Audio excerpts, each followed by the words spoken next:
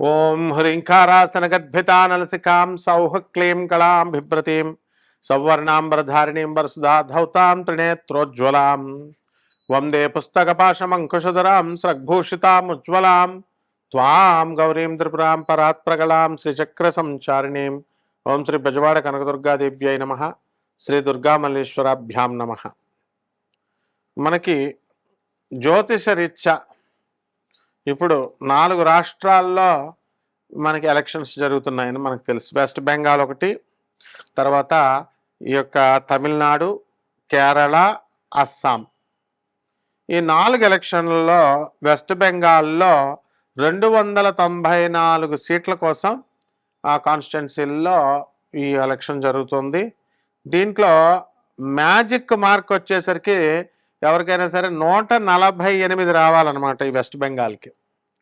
అప్పుడు మాత్రమే మనము వాళ్ళు గవర్నమెంట్ని ఫార్మ్ చేసుకోగలుగుతారు. అయితే ఇక్కడ 2% డిఫరెన్స్లో ఓట్ల తేడాతో మనకి అక్కడ పోటీ పడుతున్నాయి. ఏమిటో మీ అందరికీ తెలిసిందే. వెస్ట్ బెంగాల్ ఏముందండి, తృణమూల్ కాంగ్రెస్ అంటే మమతా బెనర్జీ ఇప్పుడు అధికారంలో ఉన్నటువంటి ముఖ్యమంత్రి. ఆమె మరి తర్వాత ఆమెకి విపక్షంగా లాస్ట్ టైం బీజేపీ పార్టీ చాలా గట్టి పోటీ ఇచ్చింది. ఈసారి బీజేపీ ఒక 2% తేడాతో మనకి ఆధిక్యత అనేటటువంటి సంపాదించడానికి అవకాశాలు ఉన్నాయి. అలాగే అక్కడ ఇతర పార్టీలు కూడా పనిచేస్తున్నాయి. అయితే మమతా బెనర్జీని మనం తీసుకున్నప్పుడు అక్కడ ప్రజలంతా కూడా గతంలో చాలాసార్లు ఆమెకి అవకాశాన్ని ఇచ్చారు. అయితే కలకత్తా సిటీని మనం తీసుకున్నప్పుడు లోకల్ ప్రజలు ఏమంటారంటే, ఏమండి మొత్తము మాది బ్రిటిష్ వాళ్ళ కాలంలో మంచిగా ఉన్నతిగా ఎదిగిపోయింది. బొంబాయి, ఢిల్లీ కంటే కూడా కలకత్తా టాప్ లెవెల్లో first capital seat of India, cultural seat of India, first capital Calcutta. కాబట్టి బ్రిటిష్ వాళ్ళు బ్రహ్మాండమైన డెవలప్మెంట్ చేశారు. డెవలప్ అయిపోయి మాది పడిపోయిందండి, డెవలప్మెంట్ ఆగిపోయింది. మీది సౌత్ ఇండియాలో హైదరాబాద్ అవనండి, బెంగళూరు అవనండి, ఇవన్నీ కూడా విపరీతమైనటువంటి డెవలప్మెంట్ ఇప్పుడు అయినాయి అని చెప్తారు. ఇప్పుడు అటువంటి తమిళనాడులో, అటువంటి వెస్ట్ బెంగాల్లో మనకి 2021 ఎలక్షన్స్లో మనకి టీఎంసీ 215 సీట్లు గెలిచిందనమాట. మొత్తం 294 సీట్లకి.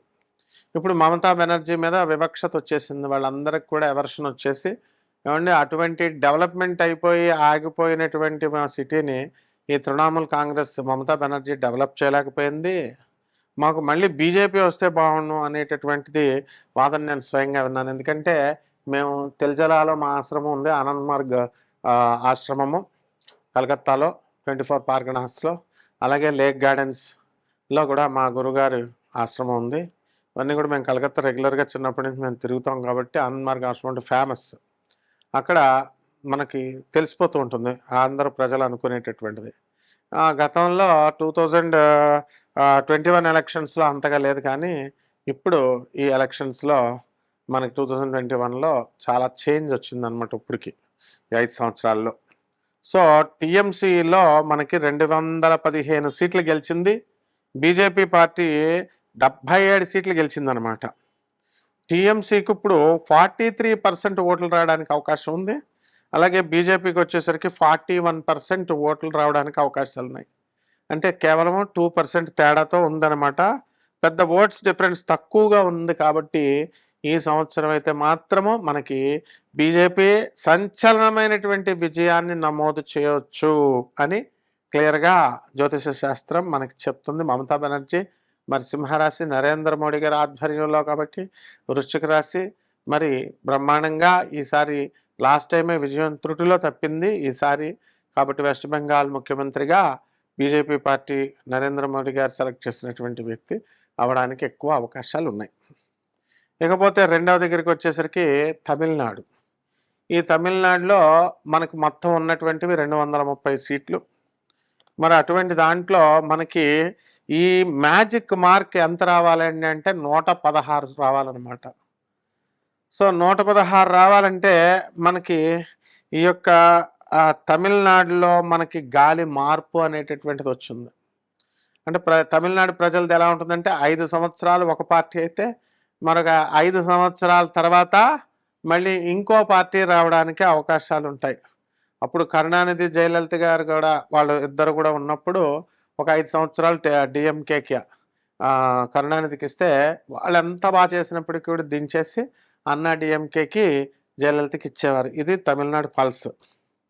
మరి అటువంటి గాలి మార్పులు రావడం వల్ల డిఎంకే పార్టీ కరుణానిధి కొడుకైనటువంటి స్టాలిన్కి ఇప్పుడు కష్టకాలంగా మనం చెప్పుకోవచ్చు.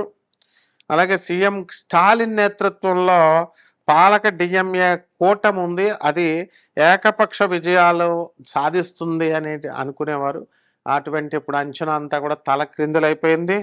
అందువలన ఇప్పుడు ప్రజలంతా కూడా ఎన్డీఏ వైపు మొగ్గు చూపుతున్నారు.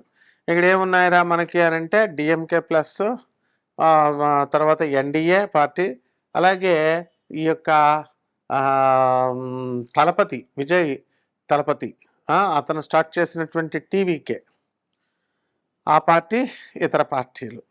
కాబట్టి దీంట్లో మనకి ఈ తమిళనాడులో మనకి ఎన్డీఏకి 40% ఓట్లు రావడానికి అవకాశాలు ఉన్నాయి.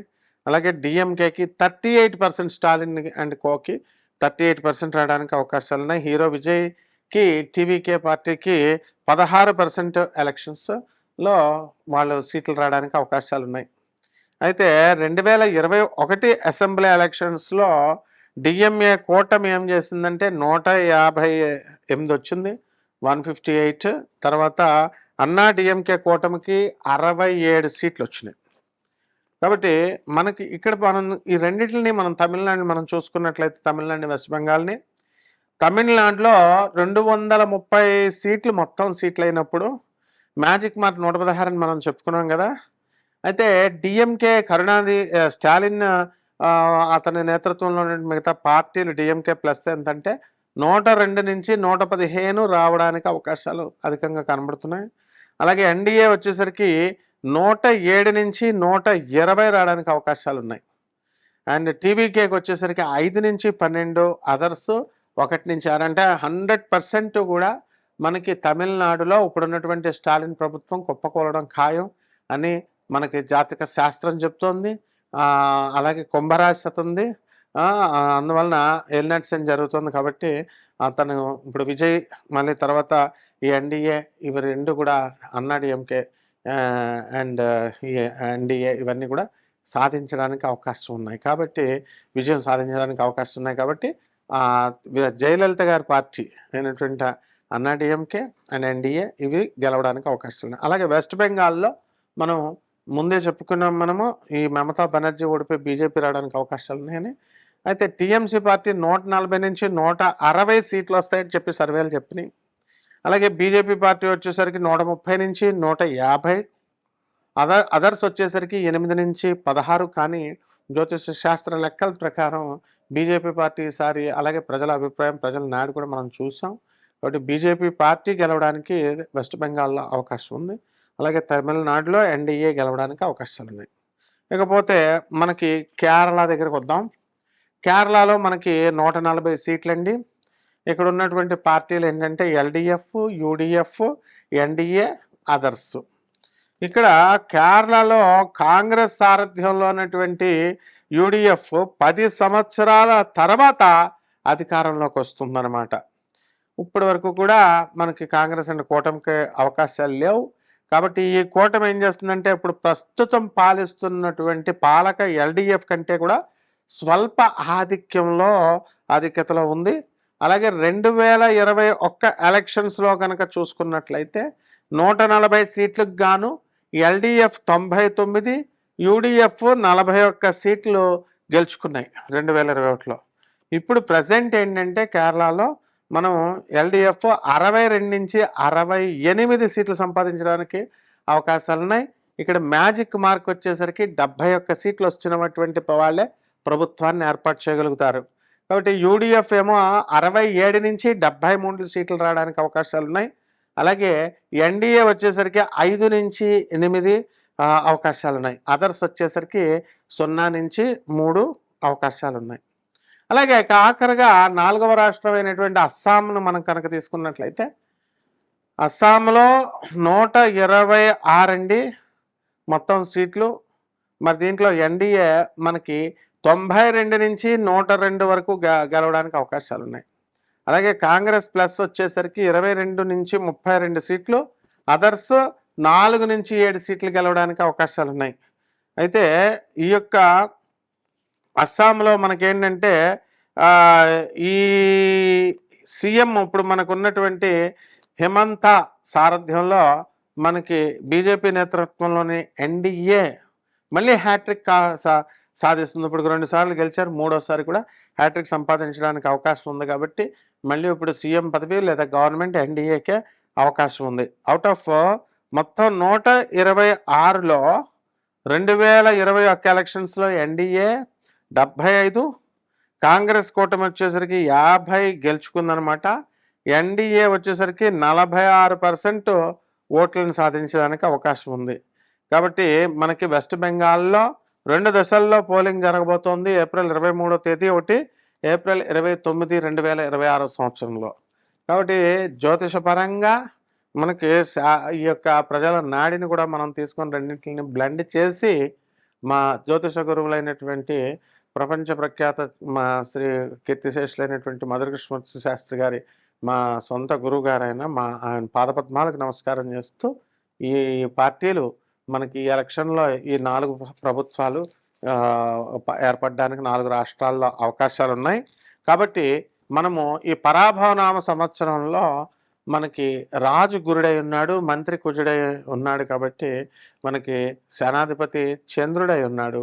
కాబట్టి ప్రభుత్వాలు మారడానికి అవకాశాలు ఉన్నాయని మనము పంచాంగ శ్రవణం రోజున చెప్పాం. కాబట్టి ఈ విధంగా మళ్ళీ మా సనాతన ధర్మ పార్టీ అయినటువంటి బీజేపీ పార్టీ మరి హిందుత్వ మత పార్టీగా మనకు ముద్ర వేయబడినా, లేకపోతే ఎలాగైనా అనుకోండి అభివృద్ధి పదంలో ఉన్నటువంటి ప్రజల అభివృద్ధి పనులను చూసైనా సరే మొత్తం మీద ఈ బీజేపీ పార్టీకి పట్టం కట్టడానికి అవకాశాలు ఉన్నాయి. కాబట్టి ఈ రకంగా ఈ 4 రాష్ట్రాల్లో ఈ ప్రభుత్వాలు ఏర్పాటు చేయబడుతున్నాయి. శుభమస్తు. ఎన్ని నిమిషాలు చాలు.